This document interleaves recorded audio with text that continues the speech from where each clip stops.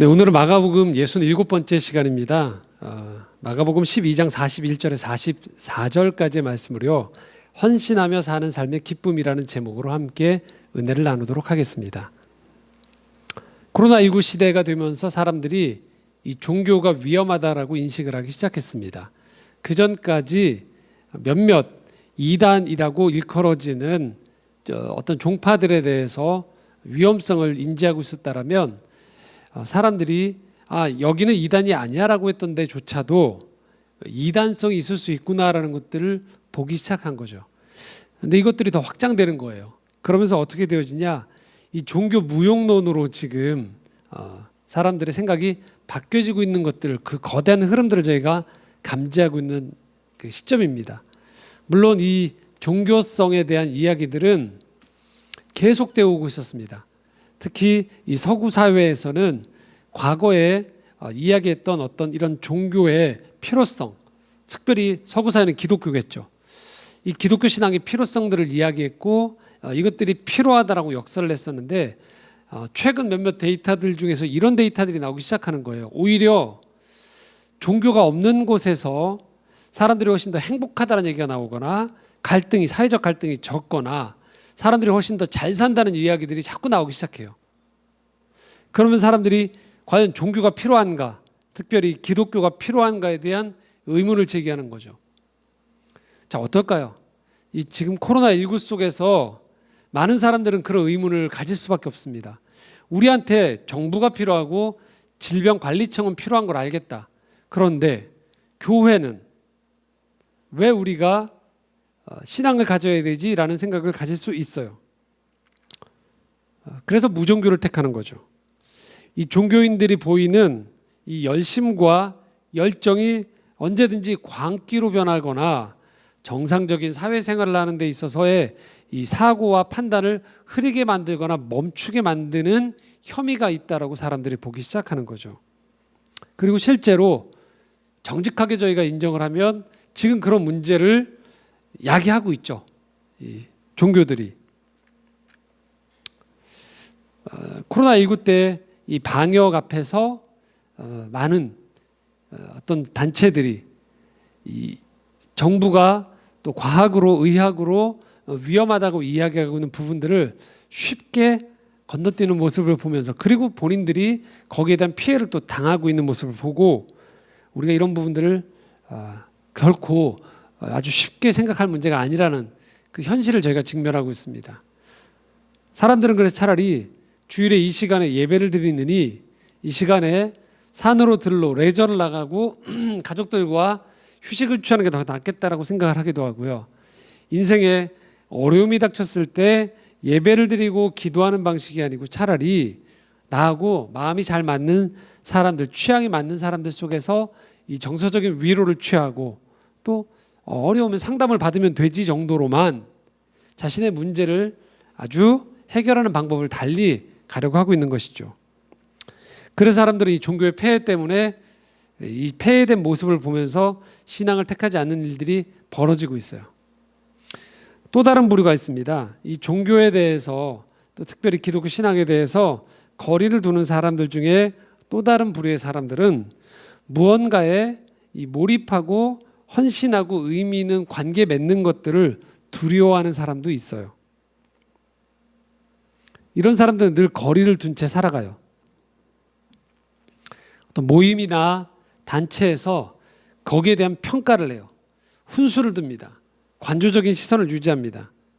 하지만 실상은 과거의 상처 때문이든 자기의 기질적인 문제이든 또 내부에서 벌어지는 어떤 두려움 때문이든 이 모임이나 관계 안에 깊이 들어갔을 때 받게 될 상처를 두려워하기 때문에, 또는 어떤 일들을 내가 전적으로 참여했을 때 거기에서 벌어지는 실패, 내가 실패자가 되어지고 그 실패로 벌어지는 그 일들, 파편들, 실패의 파편들이 두렵기 때문에 객관적이다라는 표현하에 실제로는 의미 있는 관계 맺음을 하지 않는 거죠. 그러면서도 나는 늘 이 쿨하다라고 생각하면서 정작 자기 삶에 가까운 곳에 마음을 나눌 수 있는 사람들이 드물어지고 점점 사라져버리는 일들을 버리는 것들을 보게 되어집니다. 오늘 이 두 번째 해당되어지는 이 사람들에 대한 이야기를 좀 나누려고 합니다.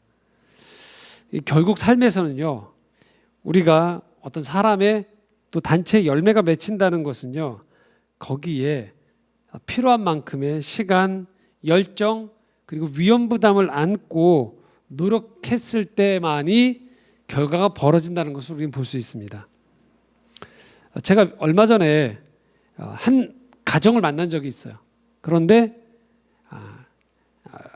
이제 막 걷기 시작한 아이였는데 아이의 표정이 너무 충만했어요. 사랑으로. 너무 아이가 안정감이 느껴졌어요. 그래서 그 어머니에게 정말로 수고가 많다라고, 아이가 사랑을 듬뿍 받은 표가 난다라고 이야기를 했어요. 그러자 그분이 저한테 이렇게 얘기를 했어요. 목사님, 그렇게 얘기해 주시니까 정말로 위로가 됩니다라고. 이유인즉슨 이 아이와 오랜 시간 함께 보내면서 요즘 무척 힘드셨던 거예요.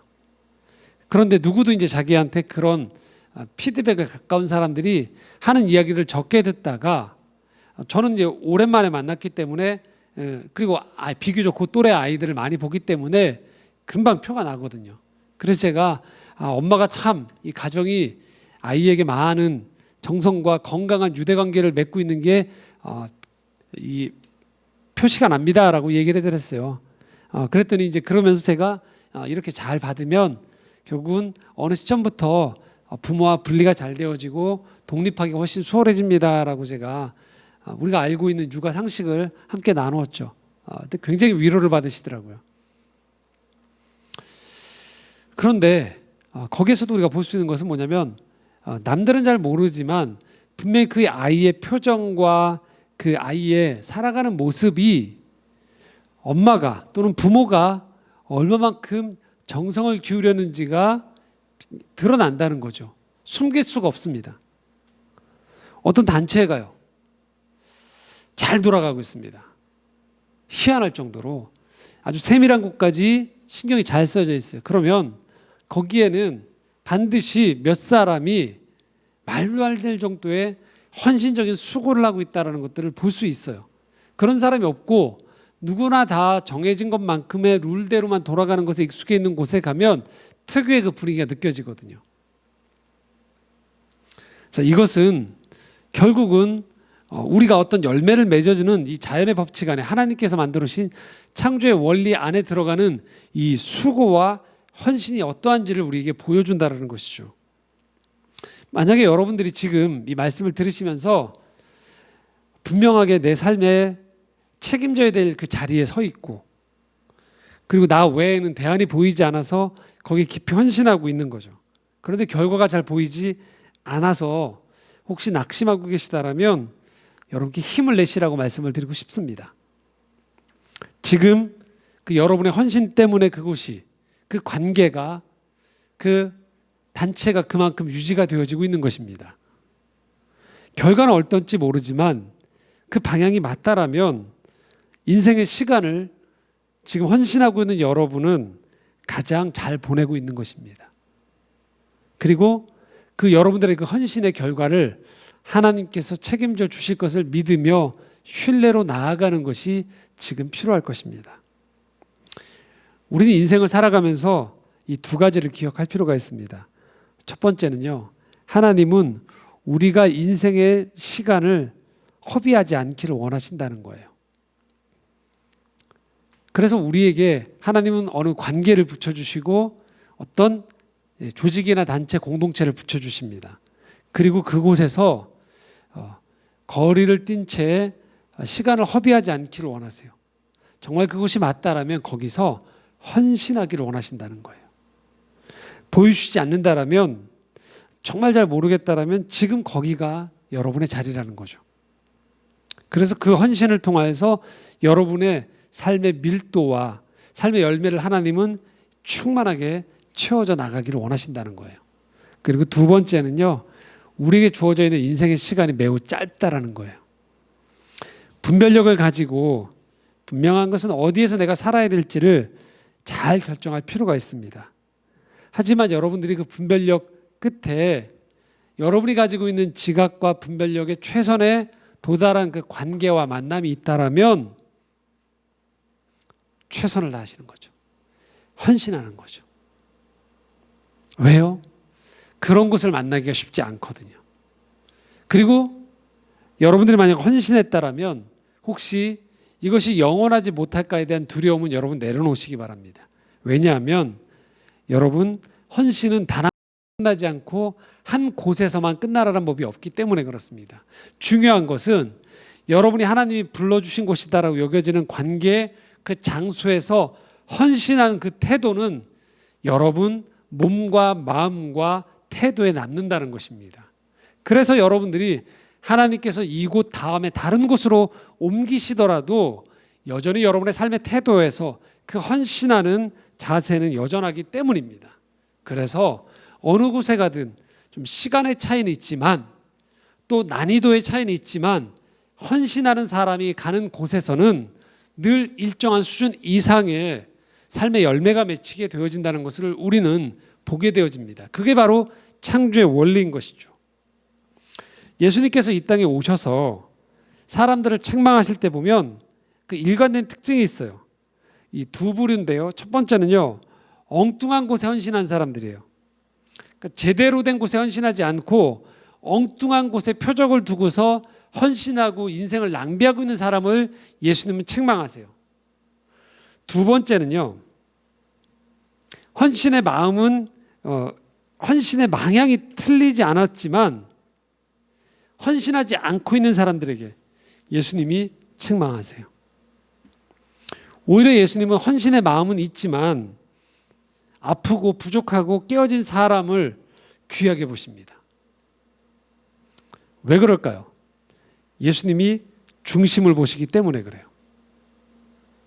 우리가 신앙을 갖는 가장 중요한 이유 중에 하나는 바로 이 중심을 보시는 분이 계시다라는 사실이에요. 그렇기 때문에 오늘 우리의 문제는요, 결과가 어떠한가 이전에 내가 제대로 된 방향이 있는 그곳에 머물며 관계를 맺으며 거기서 헌신하고 있는가가 우리의 몫인 거예요. 결과는 우리의 몫이 아니라는 거예요. 오늘 우리가 읽었던 본문에 예수님이 두 부류의 사람을 대비하고 있습니다. 마가복음 12장 41절에서 44절인데요. 한 번 더 같이 읽도록 하겠습니다. 예수께서 헌금함을 대하여 앉으사 무리가 어떻게 헌금함에 돈 넣는가를 보실세 여러 부자는 많이 넣는데 한 가난한 과부는 와서 두 렙돈 곧 한 고드란트를 넣는지라. 예수께서 제자들을 불러다가 이르시되 내가 진실로 너희에게 이르노니 이 가난한 과부는 헌금함에 넣는 모든 사람보다 많이 넣었도다. 그들은 다 그 풍족한 중에서 넣었거니와 이 과부는 그 가난한 중에서 자기의 모든 소유 곧 생활비 전부를 넣었느니라 하시니라. 예수님이 지금 두 부류를 대비시키고 있어요. 여러 부자와 한 가난한 과부를 대비시키고 있어요. 여러 부자는 헌금을 많이 했다고 돼 있어요. 그런데 한 가난한 과부는 두 렙돈 곧 한 고드란트라고 얘기하고 있어요. 렙돈은 헬라 동전이고 고드란트는 로마 동전입니다. 중요한 것은 화폐 단위에서 가장 낮은 단위예요. 가장 사회적으로 그 당시에 비천했던 도움을 받아야 되는 그 사람이 가장 낮은 단위의 화폐, 그 화폐 안에서 가지고 있는 두 렙돈 곧 한 고드란트를 그의 전 재산을 바쳤다라는 거예요. 그런데 예수님의 평가는 어떻을까요? 43절에 보면 가난한 과부가 모든 사람보다 많이 넣었다라고 얘기합니다.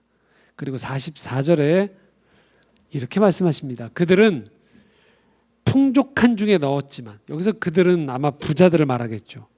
가난한 과부는 그 가난한 중에 자기의 모든 소유 곧 생활비 전부를 넣었다, 드렸다라고 표현하고 있습니다. 물론 여기서 조심할 해석이 있어요. 하나님은 생활비 전체, 우리 가산 전부를 다 바치기를 원하시는구나라고 오해하시면 안 되죠. 간혹가다 그것을 악용하는 종교 지도자들이 있긴 합니다. 하나님은 다 바치기 원한다라고. 하지만 여기서 말하는 것은 그것이 아닙니다. 그리고 우리 일상 가운데에서 이 렌즈를 끼고 보면, 일상의 렌즈 눈으로 보면 사실 일상에서는 부자의 태도가 더 지혜롭습니다. 헌금을 감당할 수 있는 범위 안에서 넣었기 때문에 그렇죠. 그러면 예수님은 정말로 우리가 힘에 부치도록 헌신하고 헌금하고 모든 것들을 다 교회에 시간을 보내고 신앙이라는 이름으로 명시되어 있는 것에만 다 모든 것들을 올인하기 원하시는 걸까요? 그렇지 않다는 거죠. 그러면 예수님은 왜 이 과부의 헌금 생활을 칭찬하셨을까요? 그것은요, 이 본문 자체로만 보면 돈의 전부냐 아니냐, all이냐 nothing이냐의 문제처럼 보이지만 이 본문은 지난주 말씀하고 연결할 때만 선명하게 의미가 드러납니다. 특별히 지난주 우리가 말씀을 기억해 보면 지난주 예수님은 서기관들의 외식을 지적했어요. 그러시면서 40절에 예수님이 이렇게 말씀하셨습니다. 한번 제가 말씀을 읽어드리겠습니다. 그들은 과부의 가산을 삼키며 외식으로 길게 기도하는 자니 그 받는 판결이 더욱 중하리라 하시니라. 이 과부의 가산을 다 삼켰다라는 거예요. 과부가 드린 것들을 다 아무렇지도 않게 태연하게 다 삼켰어요. 그리고 이 서기관들, 당대의 종교 엘리트들이 했던 역할은 뭐였냐? 행태는 뭐냐? 외식으로 길게 기도했다는 거예요. 그리고서 오늘 이 과부의 다 드린 비유를 연결시키셨어요. 자, 외식이 뭘까요? 외식은요, 겉과 속이 분리되는 걸 말해요. 우리에게 적용을 하면요, 마음이 당기지 않은 채 외적인 행동을 하는 것을 의미해요. 그래서 우리는 이 말씀, 오늘 읽었던 본문 말씀을 통해서 이런 말씀을 하신 걸 알 수 있다는 거예요. 예수님은 오늘 과부가 그 전부를 들었다라는 것들을 통해서 하시는 말씀은 그 전부로 표현되어지는 과부의 생활비를 통해서 과부의 마음이 어떠했는지를 보셨다라는 거예요. 진리를 따르는 데 있어서 그의 태도가 어떤지를 보여주시는 거예요. 마음을 어떻게 사용하는지를 예수님이 보신 거죠. 과부는 알았던 거예요. 과부는 예수님의 가르침과 예수님의 사역을 통하여서 저분이 믿고 따라도 좋을 뿐이다라고 판단이 섰을 때 그 모든 마음을 예수님께로 향한 거예요. 그의 모든 마음을 맞다라고 생각한 곳에 드렸던 거예요. 그의 고민, 그의 기쁨, 그의 열정, 그의 성공과 실패의 모든 것들을 이제 예수님과 함께 예수님을 통해서 알게 된 이 진리 안에서 내가 누리고 나누고 겪어내겠다라고 결심을 한 것입니다. 그것이 바로 헌신이에요. 그래서 예수님은 제자들을 모집하실 때 굳이 이 표현을 썼어요. 너는 나를 따르라고 하셨어요. 지켜보라고 하지 않으셨어요. 한 번씩 만나자고 하지 않으셨어요. 따르자고 하셨어요. 따르다는 건 뭘까요? 함께 더불어 먹고 마시며 모든 것들을 다 공유하는 가운데에서 예수님이 지향하는 그 바, 진리를 향해서 너희 삶을 드리라는 것을 요청하셨다는 거예요. 예수님을 알아가고 예수님 옆에 있고 예수님을 닮아가는 것, 이것은요, 전적으로 마음을 기울이지 않고서는 불가능한 일이에요. 어떤 사람과 오랫동안 있음에도 불구하고 그 사람과 전혀 닮지 않거나 영향을 받지 않는 경우는 딱 하나입니다. 그 관계가 전혀 마음을 두지 않기 때문에 그렇습니다. 여러분들이 식당에 가시거나 어디에 가서도 아무리 많은 서비스를 받아도 여러분께서 그 서비스를 제공하는 사람과 여러분 사이에서 어떤 교감과 어떤 닮음이 형성되어지지 않는 이유는 왜냐? 여러분이 그 관계에 마음을 두지 않기 때문에 그래요. 그런데 여러분이 조금이라도 마음을 내어놓고 조금이라도 마음의 교류가 있기 시작하면 우리는 그 사람이 쓰는 말, 그 사람이 있는 관심사, 그 사람이 고민하고 있는 것들이 점점 나에게 전염이 되어지는 것들을 확인할 수 있어요. 그리고 그것은 나 또한 상대방에게 마찬가지인 거예요. 그래서 그런 얘기를 하잖아요. 부부가 닮는다라고. 왜 그럴까요? 마음을 나누기 때문에 그렇습니다. 피 한 방울 섞이지 않은 사람들임에도 불구하고 그들이 마음을 나눌 때 그들은 닮아가는 거예요. 그런데 우리가 살아가는 세상은 어떨까요? 마음을 자꾸 분리해내라고 얘기해요. 마음을 내려놓으라고 얘기해요. 우리가 원하는 것은 마음이 아니라고 얘기해요. 우리가 원하는 것은 겉이라고 얘기해요. 겉으로 보여지는 성공인 거예요. 겉으로 보여지는 잘 차려짐이에요. 겉으로 보여지는 잘 진행되어짐인 거예요. 그 세계 속에 살아가기 때문에 소위 이 세계에서 가장 잘 되어진다라고 생각하는 사람들 속에 그렇게 마음의 병이 많은 거죠. 왜 이렇게 많은 연예인들, 스타들이 공황장애를 겪고 있고 마음의 병을 얻고 있을까요? 우울증을 앓고 있을까요? 왜 그렇게 많은 지식인들이 불면증에 시달리고 있을까요? 왜 그렇게 부를 가진 사람들이 형제들끼리 다투고 유산을 가지고 다투고 사이가 좋지 않고 그들 스스로의 이 인생의 삶에서 점점 완성되어지는 삶이 아닌 희화화되어지는 모습으로 그들이 대중 앞에 노출되어지는 걸까요? 그것은 마음이 분리되어 있기 때문에 그렇습니다. 마음이 분리된 채 세상에서 말하는 눈에 보여지는 것에 대한 성공만을 따르기 때문에 그렇습니다. 그래서 우리가 피해야 되는 유혹이 있어요. 이 마음과 겉을 분리시키라는 유혹을 자꾸 우리는 경계해야 됩니다. 여러분의 삶에서 만약 마음이 자꾸만 무감각해지고 있고 마음의 소리가 힘들어지고 있을 때 그 소리를 여러분 당연하다고 여기시면 안 된다는 것이죠. 귀를 기울여야 된다는 거예요. 그렇기 때문에 기독교 영성가들은 우리에게 심지어 호흡 훈련까지도 이야기해요. 호흡을 통해서 우리 몸과 마음을 잘 순화시키라고 이야기하는 거예요. 몸의 불안이, 마음의 불안이 몸에 전이가 되어지고 몸의 불안이 마음으로 다시 전이되어지면서 우리가 병들고 있음에도 불구하고 당연한 듯이 여기지 말라는 거예요. 몸과 마음의 신호를 미세하게, 섬세하게 알아차리라는 거죠. 한번 여러분 들어보십시오. 돌려보십시오. 여러분들이 어떤 관계가 깨어지는 것들은 대체로 마음이 상하기 때문입니다. 마음이 멀어지기 때문입니다. 마음이 무감해지기 때문에 그렇습니다. 하지만 여러분들이 진솔하게 마음을 나누기 시작하면 좀처럼 그 관계는 깨어지지 않습니다. 이것은 자주 모여서 자주 놀거나 취미나 취향이 비슷하거나의 문제가 아니에요. 얼마만큼 인간적으로 가까우냐의 문제가 아닙니다. 이거인 거죠. 마음을 헤아리는가. 신앙생활하는 중에 그래서 우리가 기독교 신앙을 갖다가 이단에 빠지는 경우는 대체로 이 마음을 무시하기 때문에 그래요. 눈에 드러나는 현상만 중시하기 때문에 그렇습니다. 정직하게 말씀에 비추어서 자기 마음을 헤아리고 하나님이 내 마음 가운데 다가오시는 말씀의 소리를 인격적으로 반응했던 사람들은 쉽게 이단에 빠지지 않습니다. 하지만 마음의 소리를 애당초부터 닫아두고 살거나 또는 기회를 만나지 못한 경우에는 이 마음이 아닌 현상과 사람들이 따르고 있는 수에 현혹되기 쉽다라는 것이죠. 그래서 하나님은 오늘 우리에게 다가오십니다. 특별히 우리 마음 가운데 다가오세요. 그리고 우리 마음을 통하여서 진리를 보기 원하신다는 거예요.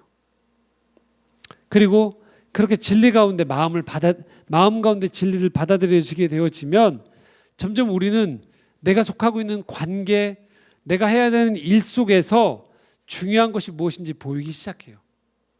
그리고 우리는 헌신하게 되는 거죠. 그래서 헌신하는 사람들이 있는 가정생활, 직장생활, 또 신앙생활은 다를 수밖에 없습니다. 거기가 완벽하거나 가면 항상 기쁨을 주어서가 아닙니다. 그곳이 내 마음을 드렸을 때 나를 배신하지 않고 그 마음을 나누는 가운데에서 진리 안에서 점점 성장하고 성숙하기 때문에 그렇습니다. 그래서 내가 마음을 나누는 사람들과 오래 교제를 나누면요, 희한하게도 나라는 사람이 점점 좋아집니다. 그리고 관계 또한 점점 깊어지면서 건강해지게 돼 있어요. 그리고 제일 좋은 것, 삶에서 그렇게 건강하고 아름다운 열매가 맺혀지게 된다는 것이죠. 주님은 그래서 우리의 마음에서부터 진리를 확인하고 주님을 따르기 원하세요. 이것은 단순히 어떤 특정한 장소에 오래도록 나오라, 계속 나오라, 또 시간을 양쪽으로 엄청나게 늘려라, 또 내가 아는 사람들이 나를 겉으로 칭찬하는 정도, 거기에 머물라는 문제가 아니에요. 내 마음 깊은 곳, 아무도 알지 못하지만 내 마음 깊은 곳에서 진리를 헤아려 보는 거예요. 이것이 동의가 되어지는가? 이것이 참 진리인가? 이것을 위해서 내 마음에서 또 다르게 올라오는 불안과 염려와 미움과 근심과 다툼을 기꺼이 정돈한 가운데에서 내게 다가오시는 그 하나님의 말씀에 내가 반응할 수 있는가? 그렇게 내 마음 속에서 이 진리를 향해서 마음을 기울이기 시작할 때 주님은 우리 마음에 사랑을 부어주십니다. 그리고 분별력을 주세요. 우리 마음 깊은 곳에서 그래서 하나님에 대한 경외감이 찾아오기 시작해요. 우리의 관계 속에서 사람에 대한 긍휼한 마음, 연민이 싹트기 시작하고요. 우리 일에 있어서 가치와 그리고 이 세상에 유익을 줄 수 있는 선에 우리의 집중할 수 있는 힘과 용기가 생기기 시작하는 것입니다. 오늘 보셨던 이 말씀 가운데 과부가 전 재산을 드렸다는 것은요, 그만큼 과부가 마음 깊은 곳에서부터 하나님을 전적으로 신뢰했다는 거예요. 드렸기 때문에 하나님이 복을 주셔서 30배, 50배, 100배의 축복을 주실 것이다라는 확신이 아니고요, 이 드릴 수 있다는 자체에 기뻐하는 거예요. 이분 앞에 내 진심을 표현할 수 있다는 자체에 감사하는 것이죠. 내일이 어떻게 될지는 모르지만 오늘 내게 있는 이 진실한 관계, 내게 허락되어 있는 이 인생의 시간, 오늘이란 시간, 내가 만날 수 있는 이 예배의 장소, 내가 드릴 수 있는 이 물질을 통하여서 하나님 앞에 진실한 마음을 표현했던 것이죠. 이 과부의 삶에 있어서요, 내가 신앙인으로 살아간다는 것은요, 취미 생활일 수가 없어요. 기분에 따라서 오늘은 이만큼, 내일은 아니야, 구분하는 것이 아니에요. 선별적으로. 그녀의 지식이 많고 적음이 아니에요. 자신의 일생을 걸고 진리 앞에 응답하는 거예요. 자신이 전부를 내가 믿고 있는 바에 정성을 기울이는 거예요. 설령 그 정성을 기울이다가 그것이 잘못되거나 모자라다라면 하나님께서 교정해 주실 것이다라는 믿음이 있는 것이고요. 설령 내 부족함 속에서 실패하더라도 다시 하나님이 내 꺾여 있는 무릎을 세워 주시리라는, 그 품에 안아 주시리라는 믿음을 가지고 있는 것이죠. 우리의 마음을 이 과부의 삶을 보면서 진실하게, 진지하게 이 믿음의 길로 좌표를 설정하는 것을 다시 보아야 될 것입니다. 그 마음에서부터 삶의 기준을 정하는 것이죠. 더 이상 세상의 소리 때문에 자꾸 내 마음을 흔들리지 마시고요, 내 마음의 중심을 보시는 주님 앞에서 삶의 우선순위를 정하는 거죠. 삶의 태도를 정하는 것이죠. 그리고 그 태도를 정한 대로 두렵지만 한 걸음 한 걸음 내딛는 것이죠. 오늘 우리의 문제는요, 더 똑똑한 계산이 아니에요. 더 많은 양의 문제가 아닌 거예요. 내 마음이 진심으로 주님을 바라보고 있고 내 마음에서 진심으로 내게 다가오는 일들을 마음을 다해 정성을 기울이고 있는가라는 것이죠. 주님은 오늘도 우리의 마음을 원하세요. 우리의 마음이 어디로 향해 있는가? 우리의 마음이 어떻게 하나님께서 허락하신 삶에 충분히 담겨져 있는가? 진실한가? 정직한가? 사랑하고 있는가? 그 마음의 중심을 원하시는 겁니다. 그럴 때 하나님은 우리 마음 가운데 은혜를 주십니다. 평강을 주십니다. 거기에서부터 시작되어지는 것입니다. 믿음은 양의 문제가 아닙니다. 믿음은 태도의 문제이고 믿음은 겉의 문제 이전에 마음의 문제입니다. 마음의 중심을 보시는 주님 앞에 오늘 여러분의 마음을 진실하게 드릴 수 있기를 소망합니다. 함께 기도드리겠습니다.